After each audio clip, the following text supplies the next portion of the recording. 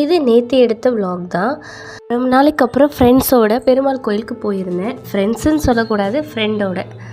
நாங்கள் அதிகமாக ஷேர் பண்ணிக்கிற இடம், எங்களோட மீட்டிங் பிளேஸ் அப்படின்னா இந்த பெருமாள் கோயிலை தான் சொல்லுவோம். இப்போ நான் காமிக்கிற ஸ்டாச்சு பார்த்திங்கன்னா அழகாக புல்லாங்குழல் ஊதுன மாதிரி இருக்கும். அப்படி அழகாக செதுக்கியிருப்பாங்க.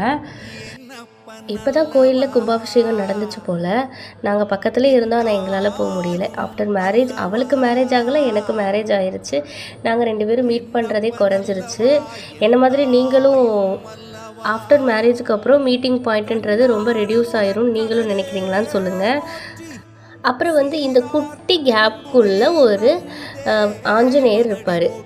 உள்ளே போயிருக்கிறவங்களுக்கு தெரியும் இந்த கோயிலுக்கு. நாங்கள் குட்டியாக இருக்கும் போதெல்லாம் அந்த கேப்புக்குள்ளே நுழைஞ்சு தான் வருவோம். இப்போயும் நான் அதை ட்ரை பண்ணி உள்ளே போயிட்டு தான் வந்தேன். அப்புறம் ஒவ்வொரு பெருமாளோட அவதாரங்கள் எல்லாமே பெயிண்டிங்கில் வரைஞ்சிருப்பாங்க. அப்புறம் ஒவ்வொரு ஊருக்கு என்னென்ன பெருமாள் இருக்காங்க அப்படின்றதையும் பெயிண்டிங்கில் வரைஞ்சிருப்பாங்க.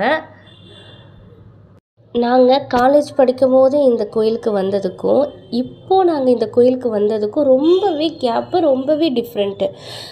நாங்கள் பேசிக்கிற விதங்கள் கூட எங்களுக்கு டிஃப்ரெண்ட்டாக தெரிஞ்சது. நம்ம மைண்ட் எல்லாமே அந்த பிளேஸ்க்கு தகுந்தாப்பில் மாற மாட்டேங்குது. சுற்றி இருக்கிற சரௌண்டிங்க்கு தான் மைண்டு போகுது. அங்கே இருக்கிற அழகான கல்வெட்டுக்கள் எல்லாம் தொட்டு ரியலைஸ் பண்ணேன். அப்படியே கொஞ்சம் பேக் போன மாதிரி இருந்தது. இங்கே இருக்கிற நந்தவனத்தில் ஒரு அழகான கிருஷ்ணன் இருப்பார்.